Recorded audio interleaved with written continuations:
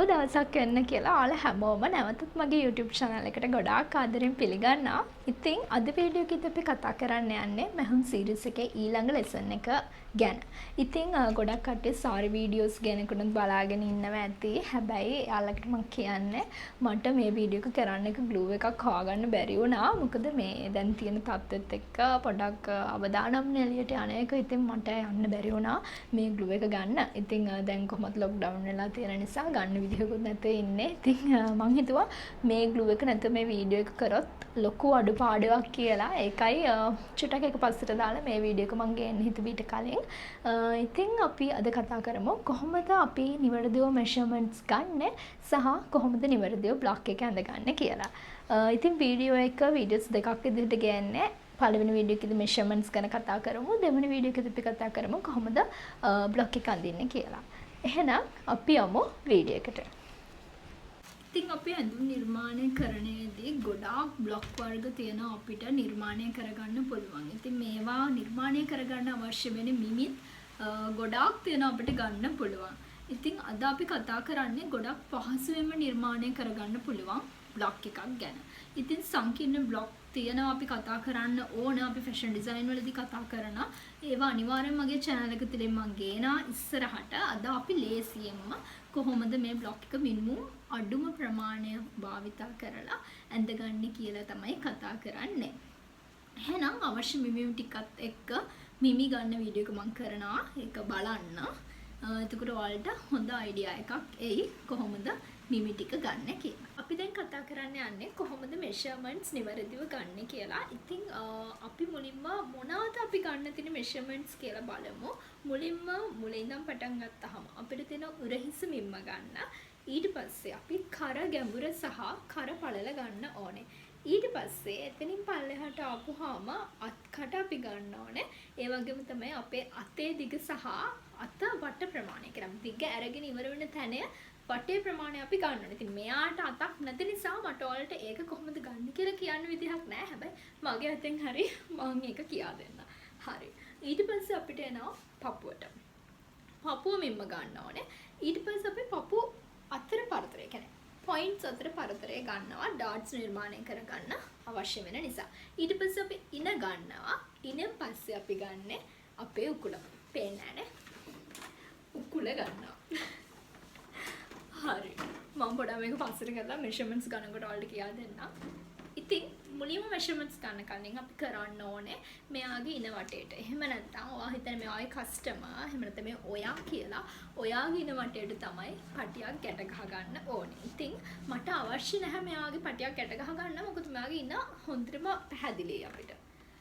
දැන් අපේ වගේ නම් ගන්න ගියාම චුට්ටක් බෝල් පටියක් ගැට ගහ ගන්න නැත්නම් අපි උරහිසේ සිට ඉන දක්වා ගන්න මිම්ම අන්තිමේ ඉනේ සිට අපි ගන්න සායක් නම් එහෙම නැත්නම් ගවුමකට නම් උස. එතකොට අපි මෙතනින් නම් ගන්න ඉන්න නෙමෙයි ඊට පස්සේ මනින්නේ. ඒක නිසා එක වෙනස් වෙන්න පුළුවන් නිසා තමයි අපි මේ විදිහට පටියක් ගැට ගහ ගන්න කියලා මම කියන්නේ. හරි. එහෙනම් අපි යමු measurements ගන්න. ඉතින් දැන් අපි කරන්න හදන්නේ කොහොමද මේ measurements නිවැරදිව ගන්න කියලා බලන්න. ඉතින් එහෙනම් අපි බලමු මුලින්ම අපිට ගන්න තියෙන මිමි මොනවාද කියලා. මුලින්ම අපි ගන්නේ උරහිස මිම්ම. ඔයාලට පේන්න ඕන නිසා මම මෙහෙම වෙනස් කරගත්ත ඉන්න විදිහ උරහිස මිම්ම ගන්නෙ මේ විදිහට.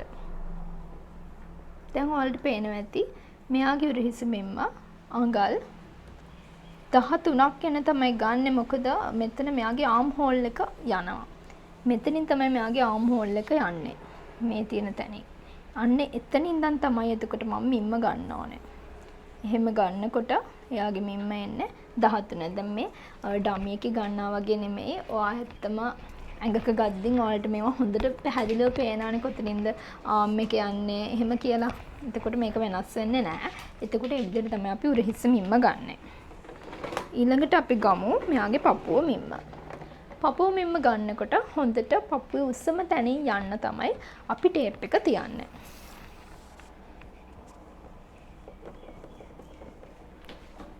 ඔයාලට පහසු විදිහට වෙනස්ලා ගන්න මම මේ වීඩියෝ එකට කරන්න නිසා ඔයාලට පේන්න තමයි මම මෙහෙම ආවේ.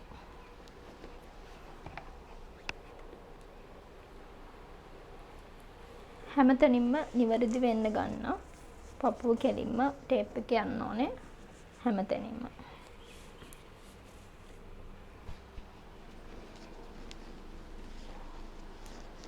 මෙයාගේ පපුව එන්නේ අඟල් 33.5ක් යනවා. ඒව ඔක්කොම මාක් කරගන්න ඕනේ. ඊට පස්සේ අපි බලමු මොකද්ද ගන්න තියෙන මිම්ම කියලා. අපි ඔක්කොම හරහට යන මිමි ටික මුලින්ම අරගෙන ඉමු. ඊට පස්සේ මම මෙයාගේ ගන්න යන්නේ ඉන මිම්ම. දැන් ඉන වලට තේරෙනවා තියෙන තැන හොයාගෙන ලේසි. එතකොට එතනින් ඔයාලගේ ටේප් එක දාලා ඉන බලා ගන්න.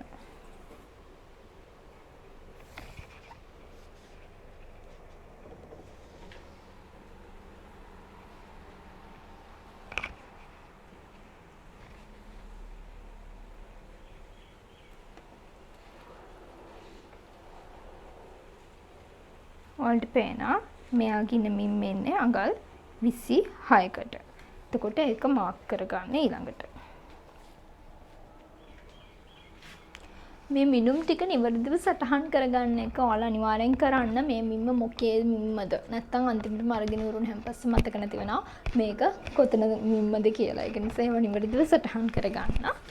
ඊට පස්සේ අපි ගන්න මෙයාගේ හිප් එක. හිප් එක පේන්නේ නැහනේ. චුට්ටක් මම පස්සට ගන්නම්. සාමාන්‍යයෙන් ඉනට අඟල් 4ක් 5ක් පල්ලෙහායෙන් තමයි අපි හිප් එක ගන්නෙ. එතකොට අපි අඟල් 6ක් විතර පල්ලෙහායෙන් ගමු. මේ විදිහට ගන්න. එතනින් තමයි ටේප් එක දාන්නේ.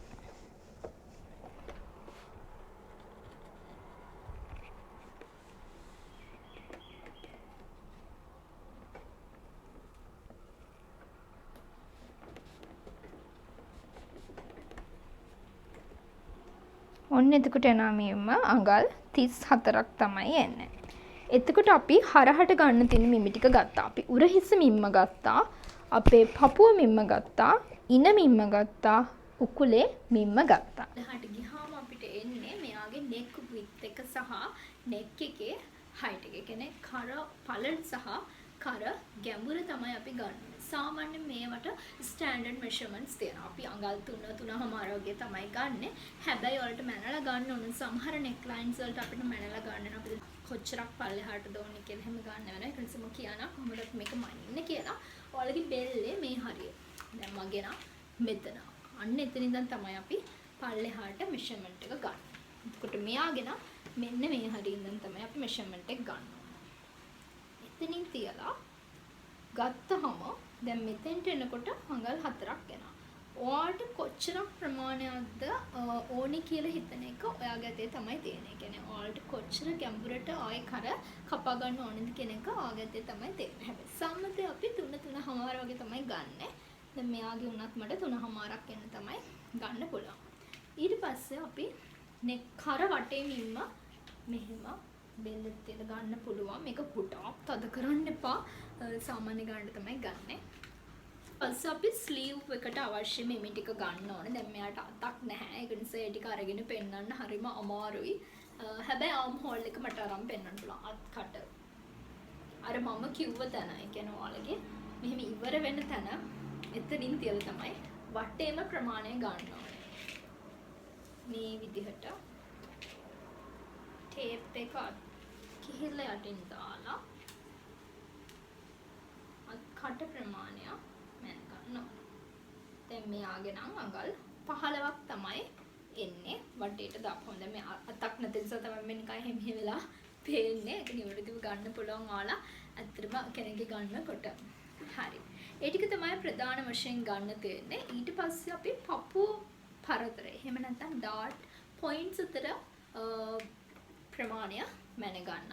මේ පොයින්ට් එකේ සිට මේ පොයින්ට් එක දක්වා අතර මැද තියෙන ගාන තමයි අපි ගන්නෙ. ඒක මොකද ගන්නෙ අපි ඩාට් වලට අවශ්‍ය වෙන නිසා. අඟල් 7ක ප්‍රමාණයක් මෙයාගෙන තියෙනවා. ඊට පස්සේ අපි ඩාට් එකට එන උස ඩාට් එකට ගන්න උස ප්‍රමාණය අපිට ගන්න පුළුවන්. පොයින්ට් එකේ සිට පල්ලෙහාට මයි. ඒ ගන්න තමයි එතකොට ඩාට් එකේ උසට අපි ගන්න. ඒ වගේම තමයි මම පොඩ්ඩක් ලියාගෙන ආවා මේක නෝට් එකක් විදිහට ඔයාලට ස්ටෑන්ඩඩ් මෙෂර්මන්ට්ස් ටිකක් කියන්න. මොකද මේවා මේ විදිහම තමයි වෙනස් වීමක් වෙන්නේ නැහැ එක්කෙනාගෙන්. ඉතින් මේ ටික මම හිතුවා ප්‍රයෝජනවත් වෙයි කියලා ඔයාලට වෙන කට්ටියට ඇඳුම් නිර්මාණය කරගනිද්දි හදිසියවත් මෙෂර්මන්ට් එකක් හරි මාක් හරි ගන්න අමතක වුණොත් එහෙම කස්ටමර් ගියා අපිට හිතා ගන්න පුළුවන් වෙන්න ඕනේ කොහොමද මේක ගන්නෙ කියලා. අන්න ඒකට තමයි මම හිතුවේ මේ ස්ටෑන්ඩඩ් මෙෂර්මන්ට්ස් ටික ඔයාලට ගේන්න ඕනේ කියලා. ඉතින් මම නෝට් ඩවුන් කරගෙන ආවේ මොකද මටත් කියනකොට අමතක වෙන්න පුළුවන් නිසා. අපි neck depth එක එහෙම නැත්නම් කර ගැඹුර සාමාන්‍යයෙන් ස්ටෑන්ඩඩ් මෙෂර්මන්ට් එකක් විදිහට අඟල් 3ක් කියලා තමයි ගන්නෙ. මේක ඉතින් වෙනස් වෙන්න පුළුවන් අවශ්‍යතාවය අනුව. එතකොට ඒ වගේම තමයි neck width එක. කර පළල අපිට ගන්න පුළුවන් එක ක්‍රමයක් තමයි බස්ට් රවුන්ඩ් එකේ. එහෙම නැත්නම් ඔයගේ පපුව වට ප්‍රමාණයෙන් 12න් එකක් තමයි neck width එක විදිහට අපිට ගන්න පුළුවන්. ඒ කියන්නේ කර පළල විදිහට ගන්න පුළුවන්. ඊට පස්සේ ඒකට මම උදාහරණයක් විදිහට කිව්වොත් හිතන්න ඔයගේ බස්ට් එක අඟල් 36යි නම් මේකෙන් 12න් එකක් තමයි මම කිව්වේ ගන්න ඕනේ කියලා. ඊට පස්සේ අපි බලමු arm hole depth එක. එහෙම නැත්නම් අපේ අත ගැඹුර කොහොමද ගන්න කියලා. ඒක ගන්න පුළුවන් ඊළඟ ක්‍රමයක් තමයි කියන අපි ඒක කෙනාගෙන් කෙනාට ගන්නේ නැතුව අපිට හිතා ගන්න පුළුවන් ස්ටෑන්ඩඩ් මෙෂර්මන්ට් එකක් තමයි ඔයාගේ පපුව වට ප්‍රමාණය 8න් බෙදලා ඒකට අඟල් 3.5ක් එකතු කරාම එන ප්‍රමාණය තමයි ඔයාගේ arm hole depth එක වෙන්නේ. එතකොට අපි ඊළඟට බලමු කොහොමද waist එක ගන්න කියලා. ඉන ප්‍රමාණය හිතාගන්නේ කොහොමද කියලා. ඉන ප්‍රමාණය ගන්න පුළුවන් අපිට ඔයාගේ බස්ට් රවුන්ඩ් එක. එහෙම නැත්නම් ඔයාගේ පපුව ප්‍රමාණයෙන් අඟල් 4ක් අඩු කරාම ඔයාගේ waist රවුන්ඩ් එක ගන්න පුළුවන්. ඉතින් මෙෂර්මන්ට් එකක් ගන්න බැරි වෙන අවස්ථාවකදී ගෙස් කරගන්න තමයි මම ස්ටෑන්ඩඩ් මෙෂර්මන්ට්ස් මොනවාද කියලා ඔයාලට මේ වීඩියෝ එකේ ගෙනාවේ. තව තැනම විදිහට කතා කරන්න පුළුවන්. ඊළඟට අපිට හිතමු අපිට hip round එක එහෙම නැත්නම් ඉන උකුල වට ප්‍රමාණය ගන්න බැරි වුණා කියලා. එතකොට ඔයාලට පාවිච්චි කරන්න පුළුවන් විදිහක් තමයි ඔයාගේ පපුව වට ප්‍රමාණයට අඟල් 2ක් එකතු කරලා එකතු කරාම ඒක තමයි ඔයාගේ hip round එක වෙන්නේ. එතකොට එහෙම නැත්නම් ඔයාලට පුළුවන් waist round එකට ඉනේ ප්‍රමාණයට අඟල් 6ක් පමණ එකතු කරාමත් එන්නේ උකුල වට ප්‍රමාණය. ඊට පස්සේ අපි බලමු across back. අපි කියනවා පිටුපස හරස් මෙම. දැන් අපි මේ කෙදිරම් කතා කරේ නෑ ඒක ගන්න එක ගැන. හැබැයි එහෙම කරනවා නම් ඔයාලට ගන්න පුළුවන් chest round එකේ. එහෙම නැත්නම් පපුව ප්‍රමාණය 6න් එකකට අඟලක් එකතු කරාම තමයි across back measure එක එන්නේ. ඊට ස්ටෑන්ඩඩ් මෙෂර්මන්ට්ස් කිහිපයක් තියෙනවා. මේවා එතකොට මතක තියාගත්තාම ඔයාලට ලේසි. මොකද එතකොට හිතා ගන්න පුළුවන් මෙතෙන්ට ගන්න ඕනේ මේ වගේ මිම්මක් තමයි එන්නේ හදිස්සියේ ඔයාලට ඔයගේ කස්ටමර් කෙනෙක්ගේ ඒ මෙනුම මෙෂර් කරගන්න බැරි වෙලා ගියොත්. හරි. එහෙනම් අපි අවිලා තියෙන මේ වීඩියෝ එකේ අවසානයේට ඊළඟ වීඩියෝ එකේදී අපි කතා කරන්නේ කොහොමද නිවැරදිව බ්ලොක් එක ඇඳගන්නේ කියලා. ඒ ලෙසන් එකෙන් එහෙනම් අපි හම්බෙමු.